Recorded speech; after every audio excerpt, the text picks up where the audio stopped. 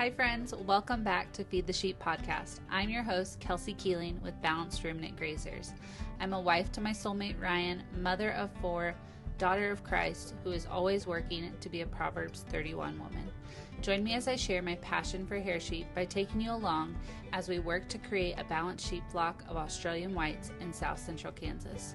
I hope these episodes and conversations not only educate you, but inspire you to add our sheep to your farm someday. Now let's get to talking sheep. Hi guys, welcome back. We have so much cuteness going on right now. My daughter just drew a picture for the chickens and she's trying to show them. If you're on YouTube, you can see her. So sweet. We are actually enjoying the weather outside because it is nice and cool in the shade. I don't know I think it's like 80 something, higher 80s, but after 100 degree week last week, we're just plumb happy and we're gonna enjoy this ride. So today's episode is episode 6 out of 100. I just can't believe that, I don't know, eventually we're gonna get to 100. That's gonna be wild, but I'm just trying to run through as many episodes as I can before having our 4th baby, and so that's why you guys just see me under this tree and in this seat. We're just gonna sit down and try to truck through some episodes, and I hope you guys enjoy. So today's episode, we're gonna just talk briefly about some must-haves that you need to have for running sheep. We're gonna dive into fencing. Here is our first kind of series this week, and then we'll go on to water for next week. So when I asked my husband, I was like, okay, what if you needed to, you're bringing sheep home to the farm, what are the must-haves? And he was like, well, fencing and water would be the biggest ones.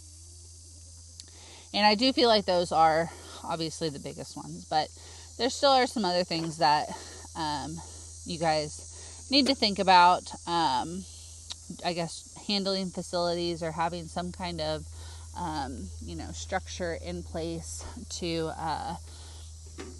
make sure that you can work your sheep, or at least catch sheep if you needed, instead of just having them run through fences and just be out. Thankfully we have a corral that we kind of put woven wire in, so we could work sheep if we had to, but I mean, you don't need a whole fancy facility.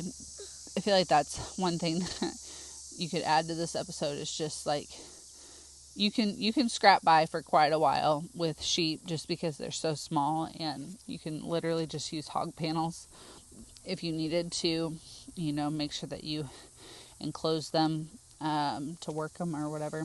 You could just set up some hog panels with some T-posts and that would get you by.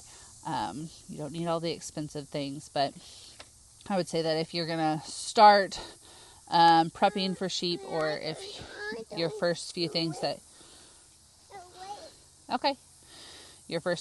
you invest in, those need to be fencing and water. So let me think of anything else. Must-haves for, it might be hot. It's okay. There's just so many things. I don't remember where I had all this written down. But another must-have that I would say would be your protection of your livestock. So thinking that plan through, and we'll dive more into that later. But yeah, okay. Well, I think we'll just end it at this, but yeah. We're going to be diving into fencing. If you guys have any questions over fencing that I don't cover for some reason, go see the description box below, or the